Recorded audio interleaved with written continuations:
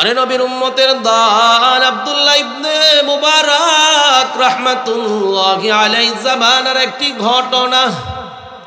মানুষের ভিতরে কোনো আফসোস আসে না, পরিতাপ আসে না, এত গুনাহ করতেছে, কথা ঠিক না বেঠিক?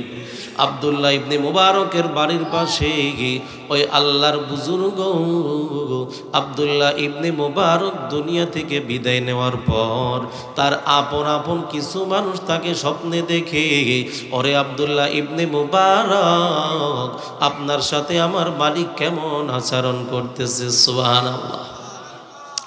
আব্দুল্লাহ ইবনে মুবারক রাহমাতুল্লাহি আলাইহি ডাক দিয়ে বলতেছে, ও আমার সাথীরা, আমার মালিক আমার সাথে খুবই ভালো ব্যবহার করতেছে। কি ব্যবহার? ভালো ব্যবহার করতেছে। আমার মালিক আমার কবরখানা জান্নাতের বাগান বানাই দিয়েছে। সুবহানাল্লাহ। এর কিছুদিন পর পাশের যে কামার, ওই কামার কিছুদিন পর দুনিয়া থেকে বিদায় নেয়। ওই সময় আব্দুল্লাহ ইবনে মুবারকের যে শাগরিদ, সময় বয়সী মোহাব্বত করনেওয়ালা, ওই স্বপ্নে দেখলো। সে যখন জিজ্ঞাসা করলো, ওরে আব্দুল্লাহ ইবনে মুবারক, আপনাকে আল্লাহ কেমন রাখছে? বলে, আমাকে জান্নাতের বাসিন্দা বানাই দিছে। সুবহানাল্লাহ। বলে, তবে হ্যাঁ কথা আছে। বলে কি? বলে, আমার পাশের বাসার যেই কামার ছিল, আমি আব্দুল্লাহ মুবারক এত বড় আলেম, এত বড় বুজুর্গ, এই থাকা সত্ত্বেও আমার চেয়ে বড় দামি জান্নাত ওই কামার কি আমার আল্লাহ দিয়ে দিয়েছে। সুবহানাল্লাহ। নেয়ামত কার? হ্যাঁ। আব্দুল্লাহ ইবনে মুবারককে তার সাথে জিজ্ঞাসা করে ডাক দিয়ে বলে, ও আব্দুল্লাহ, কারণ কি একটু জানতে পারি? বলে, হ্যাঁ, কারণ একটু জানাইব। বলে, কারণটা কি? বলে, তার বাড়িতে গেলে বুঝতে পারবা, জানতে পারবা কারণটা কি। ওই আল্লাহর বান্দা এর পরের দিনে আব্দুল্লাহ ইবনে মুবারকের বাড়িতে আসলো। এর পাশের বাড়ি জিজ্ঞাসা করে দিয়ে বলে, কামারের বাড়ি কই? ও ভাই, এই জায়গায় কি কোনো কামার বসবাস করতো? বলে, হ্যাঁ। এই কামারের পরিবারে একজন মহিলা ছিল। ডাক দিয়ে বলে, বোন, এই কামার কিছুদিন আগে দুনিয়া থেকে বিদায় নিয়েছে। বলে, হ্যাঁ। বলে, আল্লাহর বান্দা কি আমল করত, যে আমল করার কারণে আল্লাহ তাআলা তাকে জান্নাত দিয়ে দিছে। সুবহানাল্লাহ।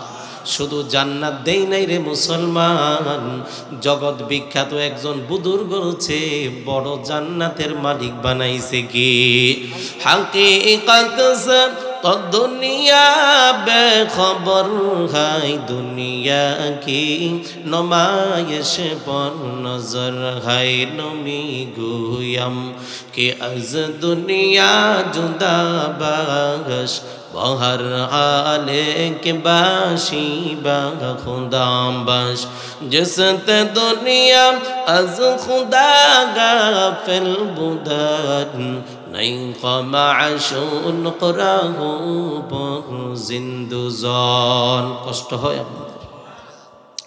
আব্দুল্লাহ ইবনে মুবারকের পাশে এসে ওই বাড়িতে কামারের একজন পারিবারিক একজন মহিলা ছিল, তাকে ডাক দিয়ে বলে, কামার দুনিয়া থেকে বিদায় নিয়েছে। বলে, হ্যাঁ। বলে, ওই কামার কেমন আমল করতো একটু আমি জানতে চাই। আল্লাহর বান্দের দুইটা চোখের পানি ঝরঝর করে নিচে পড়তেছে রে মুসলমান। আজকে কতই না মিথ্যা বলতেছি, কত গুনাহ করতেছি, কত নাফরমানি করতেছি। আমার মালিক আমাকে এই পৃথিবীর জমিনে পাঠাইছে মালিকের গোলামি করার জন্য, কিন্তু মালিকের গোলামি না করে শয়তানের গোলামি করতেছি। কথা ঠিক না বে ঠিক? সন্তানের গোলাম হয়ে গেলাম, বিবির গোলাম হয়ে গেলাম, কোন স্বামী বিবির গোলাম হয়ে গেছে, আবার কোন বিবির স্বামীর গোলাম হয়ে গেছে। কথা ঠিক না বে ঠিক? অরে নবীর উম্মত, কষ্ট দেওয়ার জন্য বলি না রে ভাই, ঢাকা থেকে মাদারীপুরে আসলাম কষ্ট দেওয়ার জন্য রে ভাই, এটাই নয়। আপনি যেমন কবরে যাইবেন আমারও যাওয়া লাগবে কি লাগবে না? আমার কবরে আপনি যাবেন না, আপনার কবরে আমি যাব না। আল্লাহ তাআলা সবাইকে তিনটা প্রশ্ন করবে, মান রব্বুকা ওয়া মান দীনুকা ওয়া মান নাবিয়ুকা, তোমার রবকে সেই দিন যদি না বলতে পারি রে মুসলমান, আমার আল্লাহ কি আমাকে জান্নাতে দিবে না জাহান্নামে দিবে? আর জোরে বলেন, আমার রব তো হলো আল্লাহ, কিন্তু রব তো বলছে ও বান্দা, দৈনন্দিন জনে কোনো মুসলমান ইমানদার 5 বার এসে আমি আল্লাহকে হাজিরা দে কয়বার? আরো আসতে বলেন। দৈনিক কোন মুসলমান যদি 5 বার আমি আল্লাহর দরবারে এসে হাজিরা দেয়, আমি আল্লাহ তো বান্দাকে 5 ওয়াক্ত নামাজের সেই সওয়াব দিব না? আমি আল্লাহর মতো দেনেওয়ালা কেউ নাই। এই জন্যই তো সূরাতুর রহমানের শুরুতে বলে আর রহমান।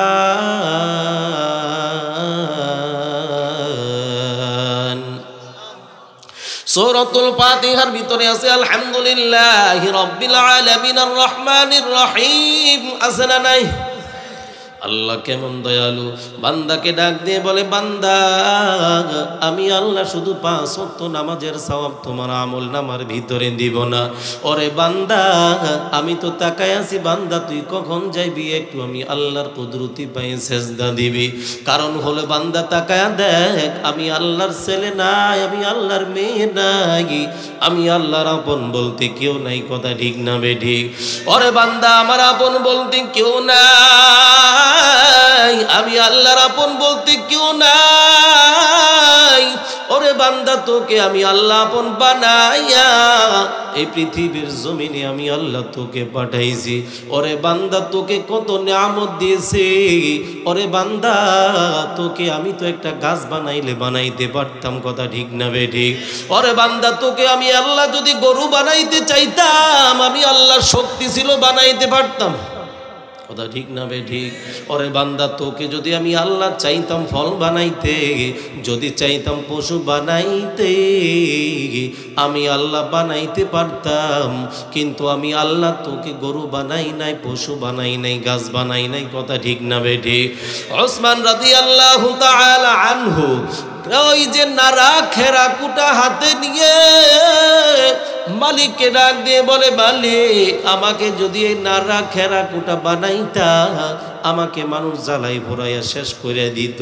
ওরে মালিক, আমার কোনো হিসাব হইতো না।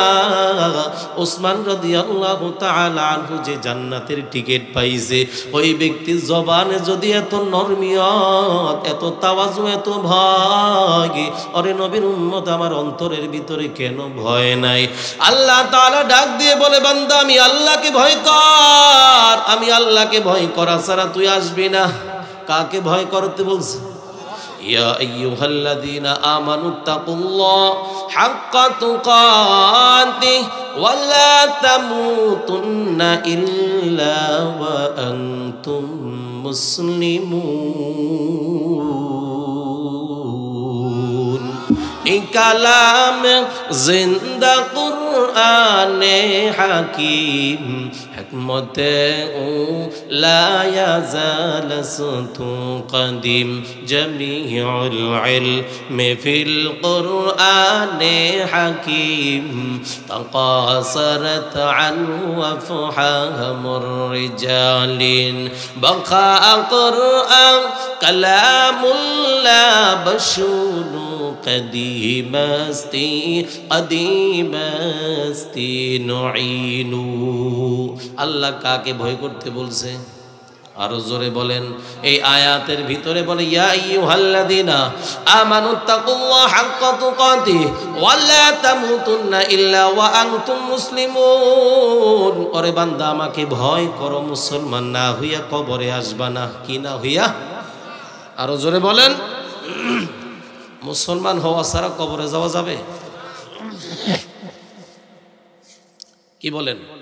মুসলমান না হয়ে কবরে যাওয়া যাবে? আল্লাহ বলে, বান্দা মুসলমান হয়ে কবরে আসো, কারণ হলো রে বান্দা তুমি কোন বংশের ব্যক্তি, তোমার কত ডক্টরি ডিগ্রি আছে, তুমি কেমন ইঞ্জিনিয়ার, কেমন প্রফেসর, তুমি কোন দলের লোক, আমি আল্লাহ চাওয়ার কোনো টাইম নাই, কথা ঠিক না বে ঠিক?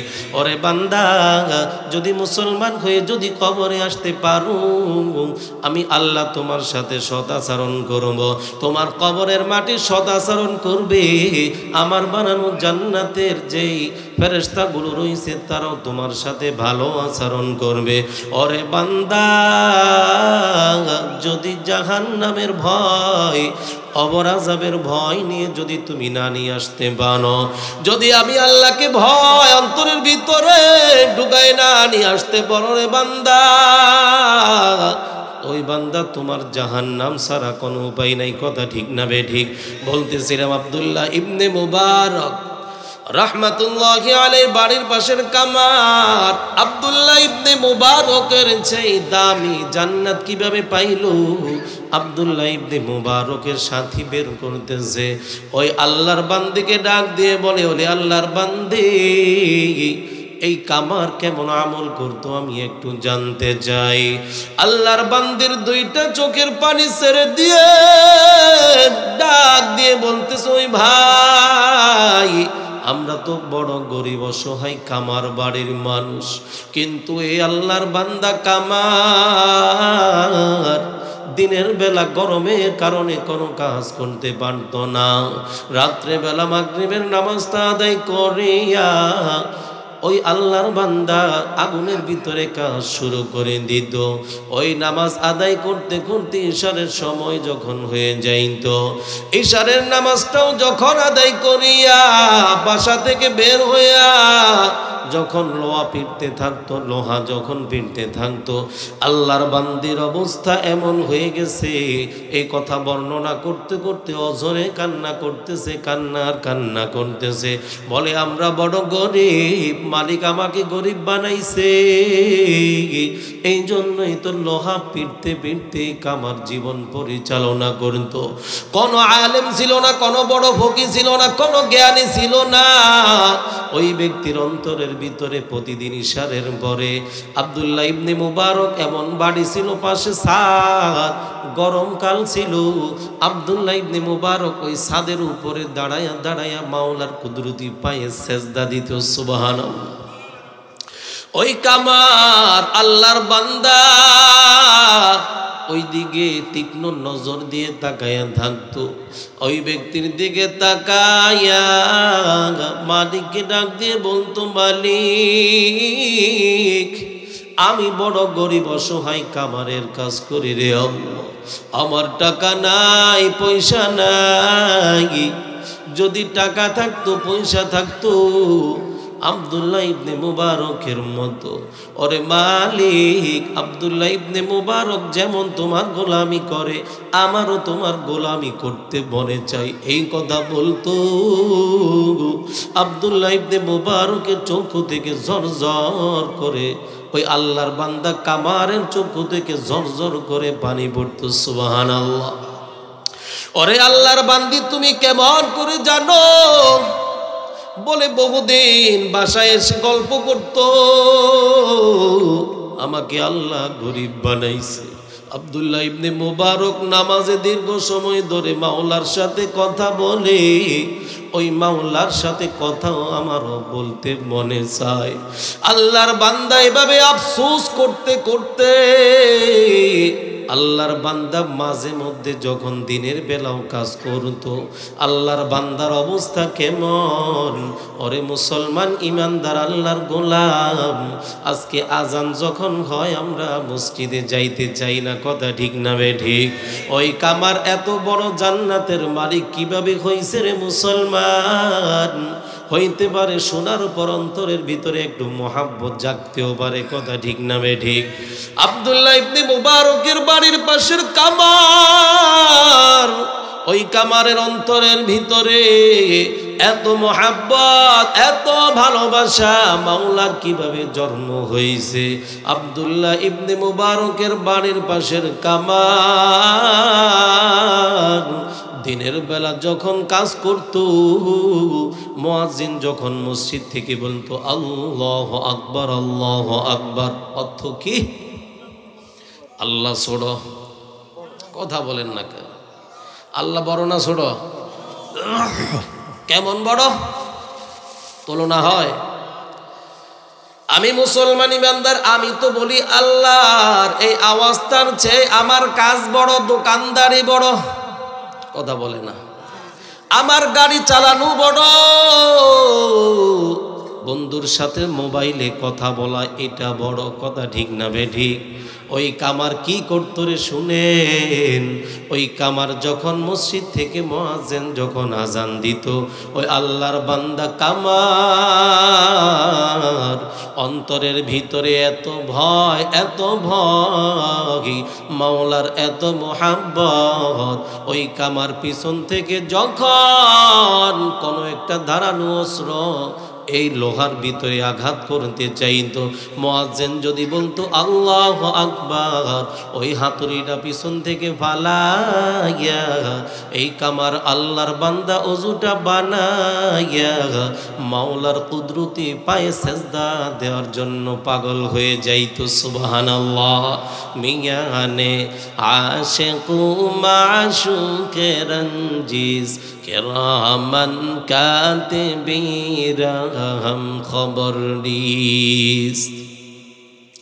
তুমি তো বন্ধু বান্ধবীর মোহাব্বতে রাত্র নাই, দিন নাই, ঠান্ডা নাই, গরম নাই, সুস্থ নাই, অসুস্থতা নাই, যখন ডাক আসে তখন তুমি দৌড়াও। এই পৃথিবীর জমিনে কিছু আল্লাহর বান্দা আছে না নাই? তাদের খাওয়ারের দিকে কোনো মনোযোগ নাই, টাকার দিকে কোনো মনোযোগ নাই, সম্পদের দিকে কোনো মনোযোগ নাই, সবচেয়ে বড় বেশি মোহাব্বত হলো আল্লাহ। এই ধরনের বান্দা জমিনের ভিতরে আছে না নাই? দুনিয়া কি এমনি টিকে আছে? কি আছে না নাই? এত বড় জান্নাত কিভাবে পাইলো? কামার হয়ে বলেন না, এত বড় জান্নাত কিভাবে পাইলো? অন্তরের ভিতরে কি ছিল? আফসোস ছিল। কি ছিল? কথা বলেন না ভাই? আরে ভাই, তাকওয়া না থাকলে তো ভয়ও নাই, আফসোসও নাই। কি কথা ঠিক না? আফসোস ছিল, হাই রে করতে পারি, আরে কোরআনটা পড়তে পারতেছি না, নামাজগুলো পড়তে পারতেছি না, আরে আল্লাহ আমাকে বানাইছে কেন?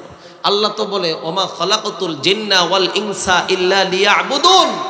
আরে বান্দা, আমি আল্লাহ তোমাকে তো বাজারের জন্য পাঠাই নাই, বিবাহ শাদী করার জন্য পাঠাই নাই, তুমি দোকানদারি করবো ওই জন্য পাঠাই নাই, ব্যবসা করবো ওই জন্য পাঠাই নাই, বিবাহ শাদীর জন্য পাঠাই নাই, ক্ষেত খামার করার জন্য পাঠাই নাই।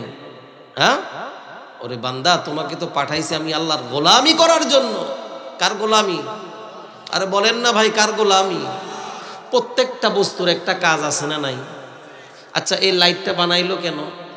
এটার গুণ কি? এটা কি দিবে? আলো দিবে। মাইকটা কেন তৈরি করলো? এটা কি দিবে? সাউন্ড দিবে। কথা ঠিক না ভাই? ক্যামেরাটা বানাইলো কেন? এটা কি করবে? কপি করবে, হ্যাঁ, অথবা ভিডিও করবে। প্রত্যেকটা বস্তুর কাজ আছে না নাই? আচ্ছা, দুনিয়ার প্রত্যেকটা বস্তু যদি কাজ হয়ে থাকে, আছে মনে করি, আপনি কি মনে করেন আমাকে আপনাকে বেহুদা আল্লাহ বানাইছে? কথা বলেন না কেন? আমাকে আপনাকে বেহুদা বানাইছে আল্লাহ? না না, আমাকে আপনাকে আল্লাহ বেহুদা বানাই নাই।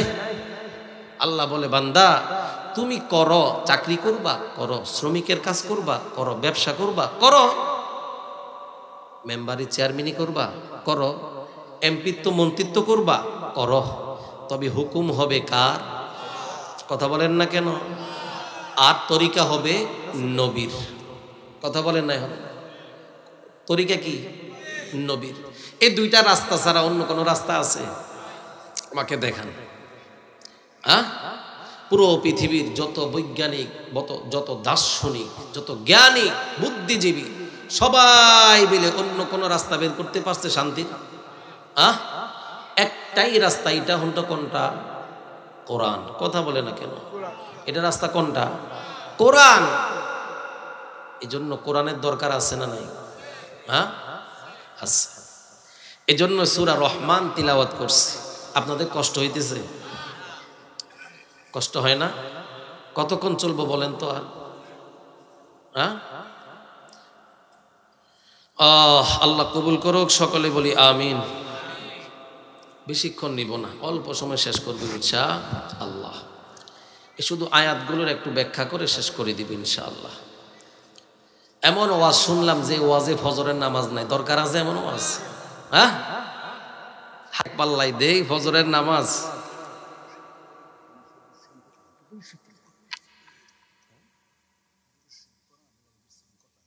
আচ্ছা আচ্ছা, যাক, তো কিছু কথা বলে ইনশাল্লাহ শেষ করে দিব। এজন্য আমাদের কোরআনের দরকার আছে না নাই?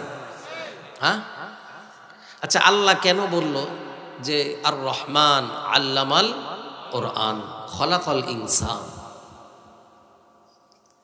আল্লাহ বলল আল্লামাল কোরআন, কোরআন আগে আমি বান্দাকে পাঠাইছি। আল্লাহর ভাষা এমন বলতেছে, আসলে তো এমন না। আল্লাহ কি বুঝাইতে চায়? আচ্ছা বলেন তো দেখি, মানুষ হিসাবে দুনিয়াতে আসলে ওইটাই কি দামি? কথা বলে না? হ্যাঁ, সবার পরিবারে এখানে যারা আছেন সবাই মুসলমান না? হ্যাঁ, আচ্ছা, সবাই কি আল্লাহর কাছে দামি? আর জোরে বলেন, সবাই কি আল্লাহর কাছে দামি না স্তর আছে? আছে না নাই? হ্যাঁ, বংশগতভাবে সবাই কি আল্লাহর কাছে দামি? শুধু মুসলমান হলে দামি, কথা ঠিক না? এমন নাকি বিষয়টা? না, বিষয়টা তো এমন। আল্লাহ বান্দাকে বুঝাইতে চাই, বান্দা আমি মুসলমান, মুসলমানের ঘরে জন্মগ্রহণ করলাম, বাবা মুসলমান, মা মুসলমান, আমার দাদা মুসলমান, দাদি মুসলমান, নানা মুসলমান, নানি মুসলমান, এই জন্য আমিও মুসলমান। বিষয়টা কি এমন? মুসলমানি বোয়াদ গারদান নেহাদান আইনানে খুতবদ সুতে খাজাদান গর্ব সুরত আদমি ইনসাহুদে আহমদু বু জাহালুহা মিকসাবুদে। শুধু আমার দাদা মুসলমান, দাদি মুসলমান, নানা মুসলমান, নানি মুসলমান, মা বাবা মুসলমান, আমিও মুসলমান। আল্লাহ কি এই মুসলমান হওয়ার কথা বলছে? কথা বলেন না কেন? হ্যাঁ, আমাদের প্রতিটা মানুষের উপর একটা দায়িত্ব আছে না নাই? একজনের উপর অন্যজনের দায়িত্ব আছে না নাই? আমাদের যে সন্তান আদি আছে না নাই? ছোট আছে না নাই? এদের উপরে আমাদের একটা দায়িত্ব আছে না নাই? হ্যাঁ, এই ওয়াজ, এই নসিহত আপনারা প্রায় শুনে থাকবেন যে হুজুর পিতামাতা সম্পর্কে ওয়াজ করেন, আছে না নাই? আমরাও করে থাকি। পিতামাতা, সন্তানের কি পরিমাণ হক পিতামাতার উপর, এই ব্যাপারে ওয়াজ করেন। কিন্তু পিতামাতার কি পরিমাণ দায়িত্ব সন্তানের উপর, এ ওয়াজ খুবই কমই করতে বলে। এ কথা ঠিক না বে ঠিক? জোরে বলেন, কথা ঠিক না বে ঠিক? পিতামাতার দায়িত্ব সন্তানের উপর আছে না নাই?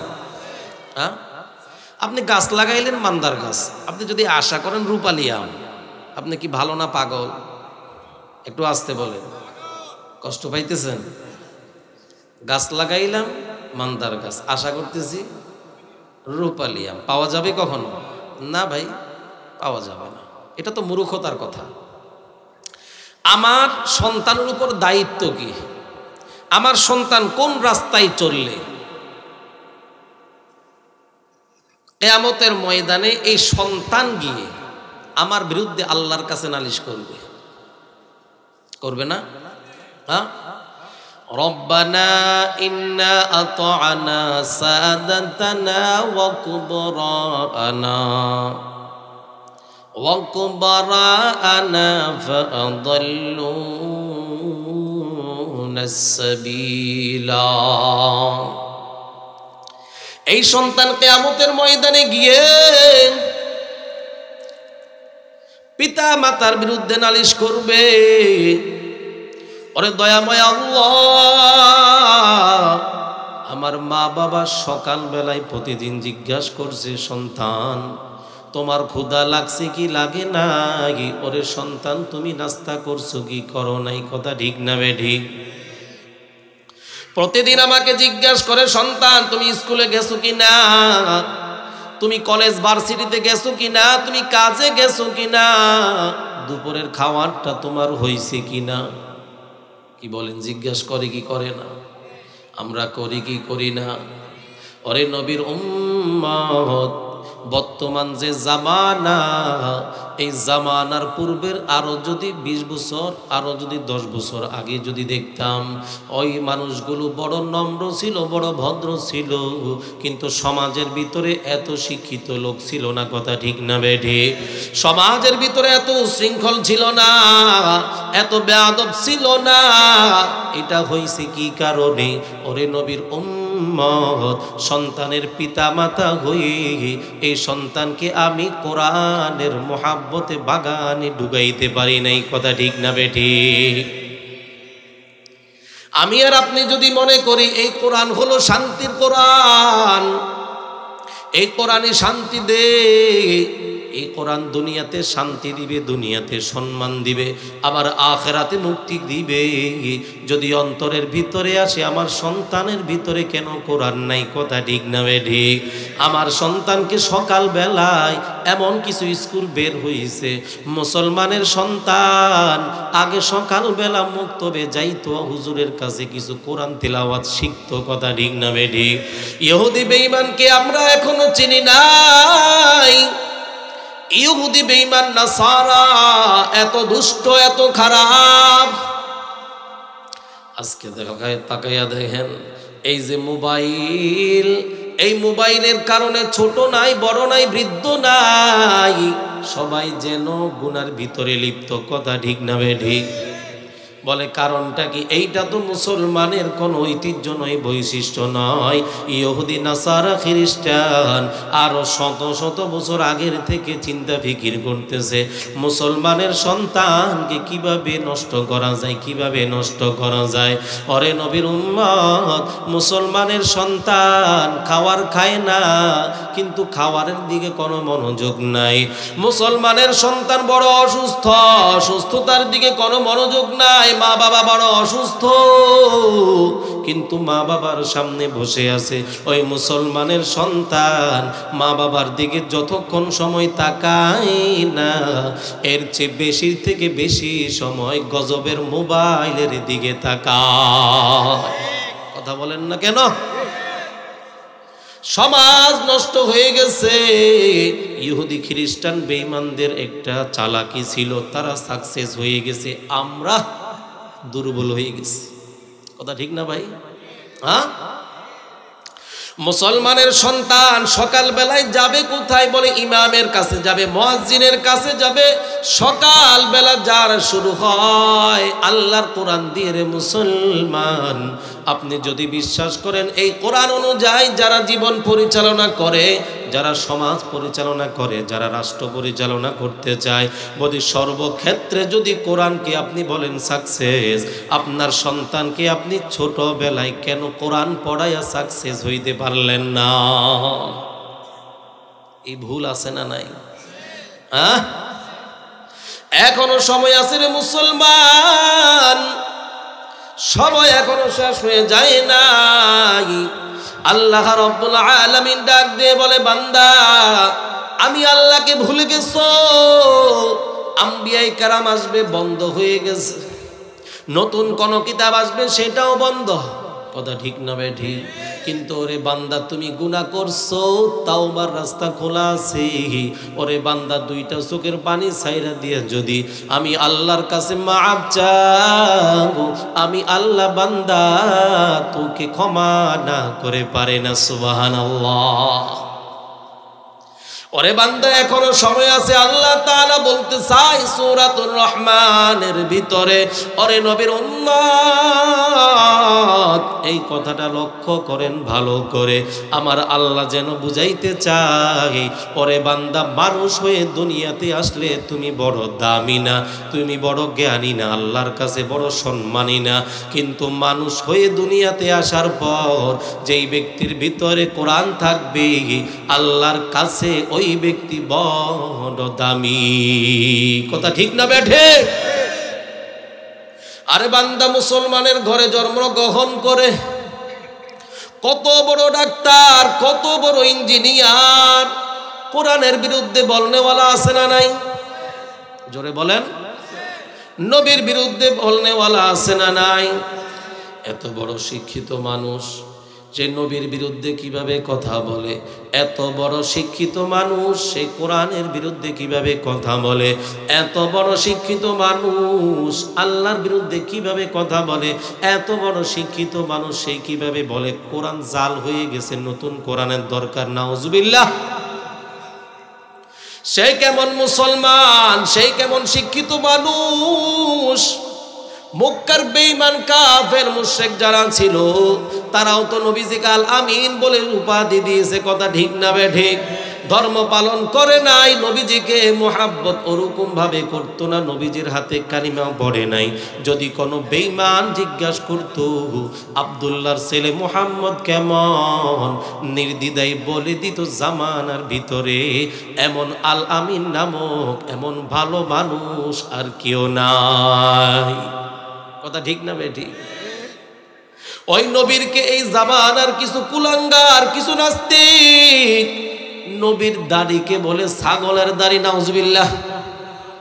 বলেন নবী ছাগলের দাড়ি, কোরআন পুরাণ হয়ে গেছে, আল্লাহর বিরুদ্ধে কথা বলে, কোরআনের বিরুদ্ধে কথা বলে। তারাও তো শিক্ষিত, তাদের জবানে কথা কেমন করে আসে? আল্লাহ তাআলা বলে, বান্দা তুমি মানুষ হইছো ঠিক, কিন্তু তোমার ভিতরে কোরআনের জ্ঞান না থাকার কারণে কিন্তু তুমি মানুষকে মানুষ হিসাবে গণনা করো না। আল্লাহ খোদা কি তুমি বুঝো না? ওরে নবীর উম্মতের দল, যেই ব্যক্তির ভিতরে কোরআনের কোনো জ্ঞান নাই, কোরআনের কোনো মোহাব্বত নাই, ওই ব্যক্তি আল্লাহর কোনো মুমিন হইতে পারে না। কথা ঠিক না বেঠিক? কোরআনের ভাষা ওই ব্যক্তি জ্ঞানী নয়, ওই ব্যক্তি মানুষ নয়। মানুষ কাকে বলে? শুধু দুইটা হাত আছে, পা আছে, চক্ষু আছে, খায় ঘুমায়, তার নাম মানুষ। কথা বলে না। গরু খায় কি খায় না? ছাগল খায় কি খায় না? মহিষ কি পরিমাণ খায়? আমাদের চেয়ে কম না বেশি? কথা বলেন না কেন? কম না বেশি? আপনাদের কষ্ট হয়? শেষ করে দেই। হ্যাঁ, আল্লাহ রাব্বুল আলামিন বলে, বান্দা শুধু মানুষের ঘরে জন্মগ্রহণ করে মানুষ হইতে পারবা না। কোরআনের ভাষায় তুমি যদি মানুষ হইতে হয়, মানুষ হওয়া লাগবে। আল্লাহ তাআলা বান্দাকে বুঝাইতে চাই, দুনিয়ার যত জাগতিক শিক্ষা আছে, দুনিয়ার তুমি যেখানে পড়ো, ওরে যুবক ভাই, ওরে বৃদ্ধ বাবাজি, কাউকে বলবো না তুমি তোমার সন্তানকে স্কুলে পড়াইবা না, কলেজে পড়াইবা না, ভার্সিটিতে পড়াইবা না, তোমার সন্তানকে তুমি ইঞ্জিনিয়ার বানাইবা না, ডাক্তার ডক্টর বানাইবা না। ও ভাই, তোমার সন্তানকে তুমি শিক্ষিত বানাইবা না। আমি এখানে এটা বলার জন্য আসি নাই। তুমি বাংলাও পড়ো, তুমি কলেজেও পড়ো, তুমি স্কুলেও পড়ো, তুমি ভার্সিটিতেও পড়ো, তুমি ডাক্তার হও, ইঞ্জিনিয়ার হও, সাংবাদিক হও, এসি হও, এসপি হও, ডিসি হও, জ্ঞানী হও, আমাদের দরকার আছে না নাই? মুসলমানের ঘরের সন্তান যদি ডাক্তার হয়, ইঞ্জিনিয়ার হয়, প্রফেসর হয়, বেঈমানরা যদি কখনো ডাক দিয়ে বলে, ওরে মুসলমান, ওরে নবীর উম্মত, বেঈমানরা কখনো যদি ডাক দিয়ে বলে, ওই বেঈমানের দল হঠাৎ করে এই আওয়াজ আসতেও পারে। কথা ঠিক না বেঠিক? ওই দিন শুনতেছি বেঈমানের বাচ্চারা বাংলাদেশ দখল করবে, ফেনী থেকে শুরু করবে। কোত্থেকে? কথা বলে না। ফেনীটা একটু গোলাকার ছোট, ফেনীটা একটু গোলাকার ছোট আকারে মানচিত্রে। তারা চিন্তা ফিকির করলো, ফেনী যদি দখল করতে পারে, দিক দিয়ে কুমিল্লা পাইলো, ওই দিক দিয়ে চট্টগ্রাম পাইলো। এদের একটা চিন্তা ফিকির। ও বেঈমান তো জানে না খায় কি? গরুর সনা। কথা কয় না? গরুর গোবর। কথা ঠিক না বেঠিক? খাস গরুর গোবর আর সনা, মেদাও আর কতটুকু। মুসলমান তো গরুর দুধ খায় আর গরু গোশত খায়। কথা ঠিক না বেঠিক? তোরা ভাবছ ফেনী থেকে শুরু করবি, ফেনী থেকে শুরু কর, একটারও মাথা নিতে বাংলার মানুষ দিবে না। কথা ঠিক না বেঠিক? বাংলার মানুষের কিছু নাই, ইমান আছে না নাই? এই যুবকগুলা নামাজ নাও পড়তে পারে 5 ওয়াক্ত, হ্যাঁ কোরআন নাও পড়তে পারে, কিন্তু কোনো কোরআনের বেআঘাতের যদি কোরআনের বিপক্ষে কোনো কথা আসে, মসজিদ মাদ্রাসার বিপক্ষে কথা আসে, ইসলামের বিপক্ষে কোনো নাস্তিক কোনো মোরতাদ যদি এগিয়ে আসে, ওই বেঈমানের মোকাবেলায় যুবকরাই যথেষ্ট। কথা ঠিক না বেঠে? তারা ভাবছিল ফেনী থেকে শুরু করবে, তারা তো জানে না শুরু করতে পারে, কোনো সমস্যা নাই। তবে কিন্তু খবর আছে শুরু করবা ফেনী থেকে শুরু করো, সমস্যা নাই। তবে বিলোনিয়া, আসাম, এই দিক দিয়ে কলকাতা, ওই দিক দিয়ে দিল্লির ওই যে লাল কেল্লায় আছে, ওই দিল্লির লাল কেল্লায় গিয়ে বাংলার লাল সবুজের পতাকা উড্ডীন হবে। কথা ঠিক না বেঠি? কি তৈরি আছেন তো? আপনারা আছেন তো ইনশাআল্লাহ? আল্লাহ সবাইকে কবুল করুক, সকলে বলি আমিন। আরে নবীর উম্মতের দল শেষ দিকে চলে আসছে। আল্লাহ রাব্বুল আলামিন যেন মানুষকে বুঝাইতে চায়, ওরে বাংলার মানুষ, তুমি ডাক্তার হও, ডক্টর হও, ইঞ্জিনিয়ার হও, কোনো বাধা নাই।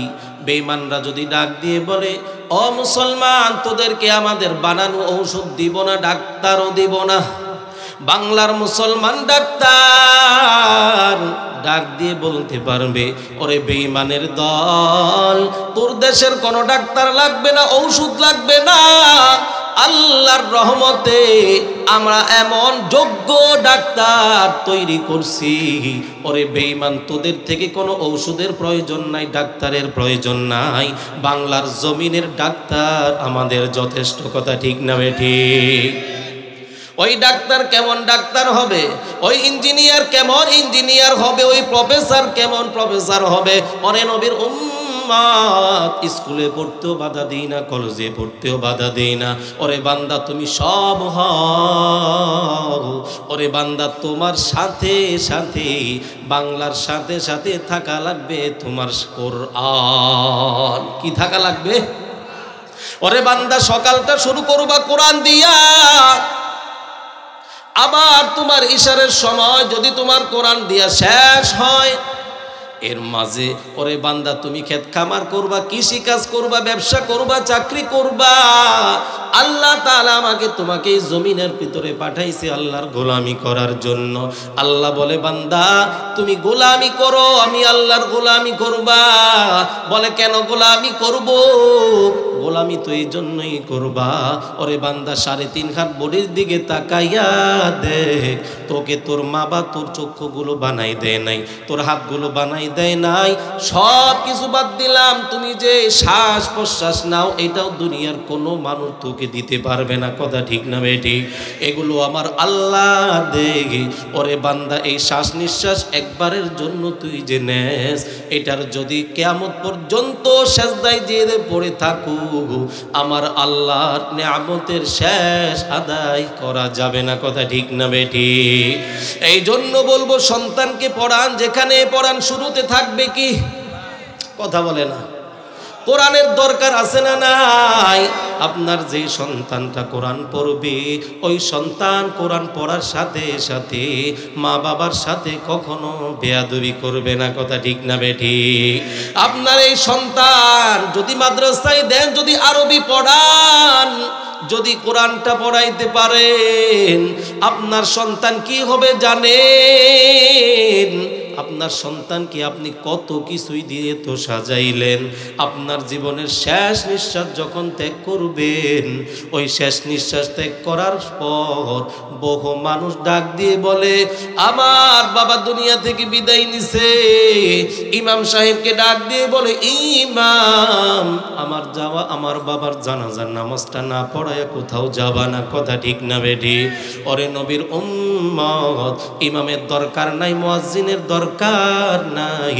যদি আপনার সন্তানকে যদি কোরআনওয়ালা যদি বানাইতে পারেন, আপনার সন্তানকে যদি নবীজির সুন্নতের আলেম বানাইতে পারেন, আপনার সন্তান ওই দিন আপনি বাবার জন্য কাঁদবে। কথা ঠিক না বেঠি? দুনিয়ার সমস্ত মানুষ মরণের সময় এক একজন এক এক কাজে ব্যস্ত থাকবে, কিন্তু সন্তান যদি কোরআনওয়ালা হয়, ওরে তোরা কে কোথায় আছো, সবাই দূর হ, আমার বাবার কানের পাশে বসে বসে আমার বাবার অবস্থা বড় করুণ, দুনিয়া থেকে বিদায় নিবে। দুরা কয়াস যা যা আমার বাবার পাশে বসে আমি সূরা ইয়াসিনটা একটু তিলাওয়াত করি। বলে কারণ কি রে মুসলমান, কোন আল্লাহর বান্দা মৃত ব্যক্তির পাশে বসে বসে জান কবজের সময় যদি সূরাতুল ইয়াসিন তেলাওয়াত করে, আল্লাহ তাআলা ওই ব্যক্তির জীবনটা দুনিয়া থেকে আসানের সাথে নিয়ে যায়। সুবহানাল্লাহ। কি বলেন, কোরআনের দরকার আছে না নাই? কোরআনের খেদমত করলে লাভ কি দরকার একটু বলবো, কথা বলে না। কোরআনের সাথে সম্পর্ক আপনারা যদি রাখেন লাভটা কি একটু দরকার আছে না জানা?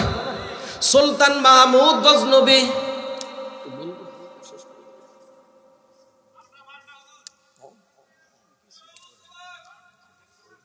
এটা বলে শেষ ইনশাআল্লাহ। কষ্ট হয় না আপনাদের?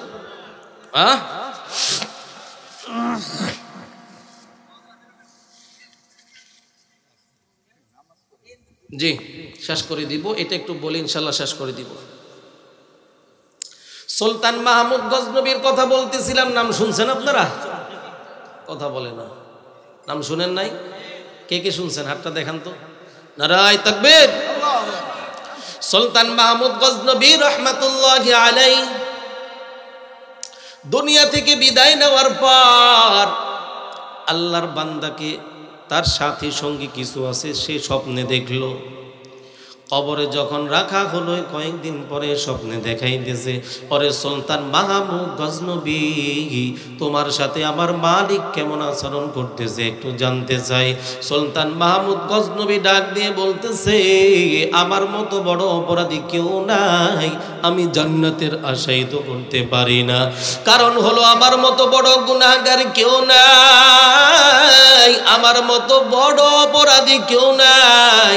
সুলতান মাহমুদ সাথীকে ডাক দিয়ে বলে, ও সাথী, আমার মালিক আমার সাথে ভালো আচরণ করছে। সুবহানাল্লাহ। আমার মালিক আমাকে জান্নাতের মেহমান বানাইছে। সুবহানাল্লাহ।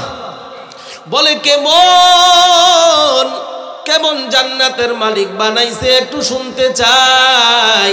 বলে কিসের উসিলায় তোমাকে জান্নাতের মালিক বানাইছে?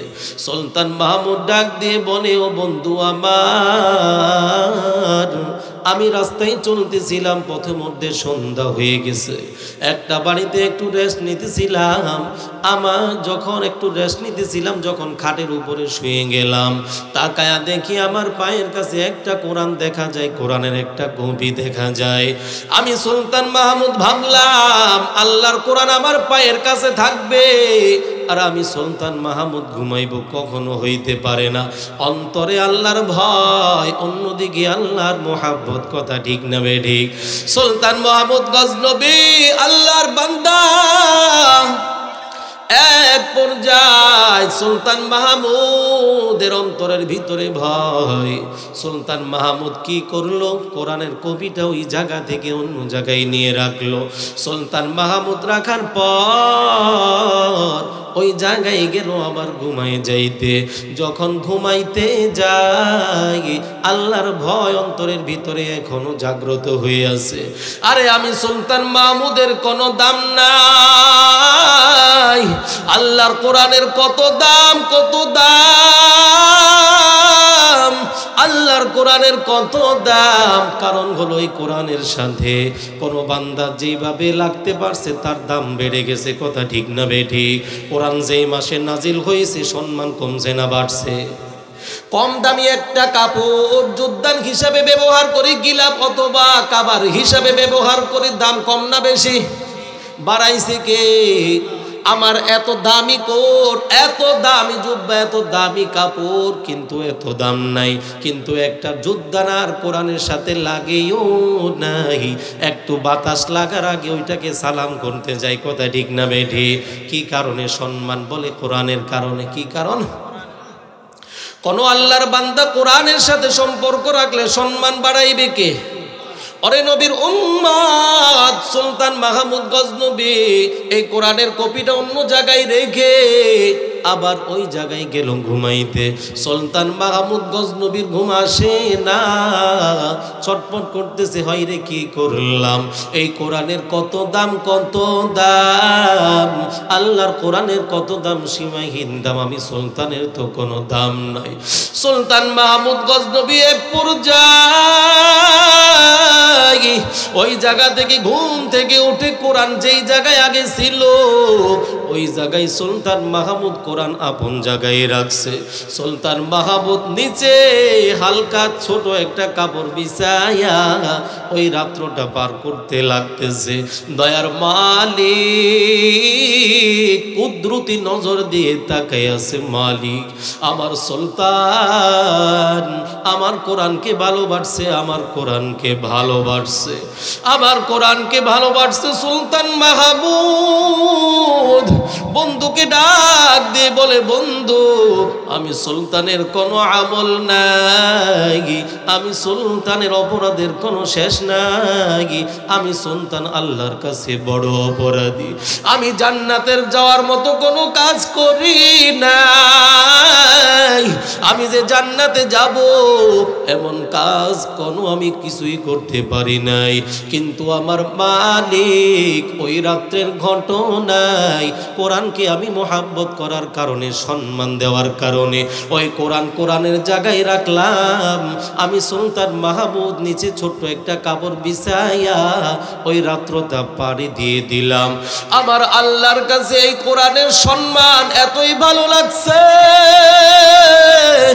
এতই ভালো লাগছে, আমার মালিক ওই কোরআনকে সম্মান করার কারণে, ইজ্জত করার কারণে আমি সুলতানকে ডাক দিয়ে বলে, সুলতান যা যা, ওই কোরআনকে মোহাব্বত করার কারণে, ওই কোরআনকে সম্মান করার কারণে আমি আল্লাহ জিন্দেগির সমস্ত গুনাহ মাফ করে দিলাম।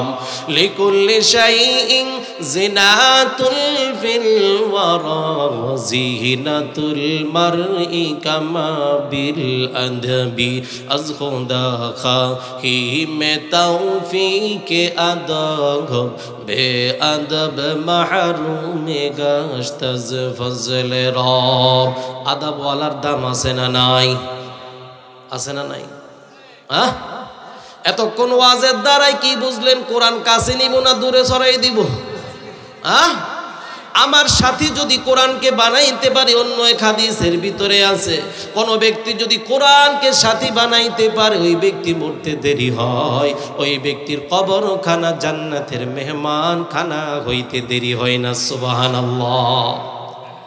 এতটুকুই যথেষ্ট নয়, যদি কোরআনকে সাথী বানাইতে পারে, মুনকার নাকিরে সে প্রশ্ন করবে কি করবে না? সবগুলার পক্ষ থেকে, মাথার দিক থেকে, পায়ের দিক থেকে, ডানের দিক থেকে, বামের দিক থেকে যেমন ভাবে আসুক প্রশ্ন করতে, সব দিকে এই কোরআন এমন একটা পাখি হইয়া ওই যে ফেরেশতাদের জবাব নিজে দিয়ে দিবে। সুবহানাল্লাহ। এই জন্য সন্তানের কোরআন দরকার আছে না নাই? আমার কোরআনের দরকার আছে না নাই? কোরআন অনুযায়ী সমাজ ব্যবস্থার প্রয়োজন আছে না নাই? বহু দলাদলি করছি, বহু কিছুই করছি, এই কোরআন দিয়ে সমাজকে সাজানোর প্রয়োজন আছে না নাই? কে কে আছেন দুইটা হাত আমার আল্লাহকে দেখাই দেন। নারে তাকবীর। দিন ইসলাম, দিন ইসলাম। আল্লাহ সবাইকে কবুল করুক, সকলে বলি আমিন। আজকের এই মাহফিল হওয়াতে আপনারা নারাজ? সবাই খুশি? শয়তান কি বলেন? শয়তান কিছু আছে না নাই? শয়তান কিছু আছে, থাকবে। এই যে এখানে কফর কা মিঠা কর সদাকাত বতায়া, কফর কা মিঠা কর সদাকাত বতায়া, বলগল উলা। জোরে আওয়াজ করে পড়েন। বিকামালিহি كشف الدجى بجماله حسنت جميع خصاله صلوا عليه وآله بلغ العلا بكماله كشف الدجى بجماله حسنت جميع خصاله صلوا عليه وآله আমার আর আপনার অন্তরের ভিতরে তো মহাব্বত নাই নবীর। হ্যাঁ, মহাব্বত ছিল বিলালের। মহাব্বত ছিল কার? বেলালের। কেমন মহাব্বত! নবীজি দুনিয়া থেকে বিদায় নিছেন, রাউজাতে শুয়ে আছেন। বিলাল আজান দিতে চায় না। আপনারা এদিক তাকান, আজান দিতে কি চায় না? আজান দিতে বিলাল চাইতেছে না তো বহু কষ্ট করে বিলালকে নবীজি স্বপ্নে, বিলাল আসো, আসতে কি মনে চায় না রোজায়? এরপরে বিলাল আসলো। তো এক পর্যায়ে আল্লাহু আকবার বলল, আশহাদু আল্লা ইলাহা ইল্লাল্লাহ, এতটুকু বলছে। যখন বলল আশহাদু আন্না মুহাম্মাদার রাসূলুল্লাহ, নবীজির নাম যখন চলে আসলো, এই বিলাল আজান আর সামনে নিয়ে যেতে পারে নাই। কেমন মোহাব্বত! আজকে আজান হয়, মুসলমানের অন্তরের ভিতরে কোনো মোহাব্বত নাই নবীর। কথা ঠিক না বেঠিক? আর বিলাল এত মোহাব্বত, এত ভালোবাসা, এক মিনিট বিশ্বাস করতেছি, এত মোহাব্বত আর ভালোবাসা, যার কারণে আজকে বিলাল তার কিচ্ছু নাই। দেখেন, একটা কালো বিলাল, আফ্রিকা থেকে আসা বিলাল দুনিয়াতে হাঁটে, আর তার পায়ের আওয়াজ আল্লাহ তাআলা জান্নাতে পৌঁছায় দিয়েছে। সুবহানাল্লাহ। তো ভাই, নবীজির মোহাব্বতের দরকার আছে না? আমার ভাইজান একটু কথা বলবে, আপনারা একটু শুনেন, এরপর ইনশাল্লাহ দোয়া হয়ে যাবে। আসেন ভাই, কথা বলেন, আসেন।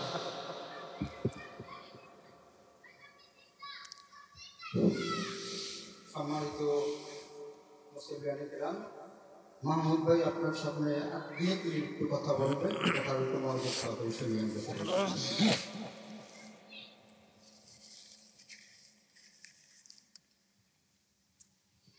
বিসমিল্লাহির রহমানির রহিম।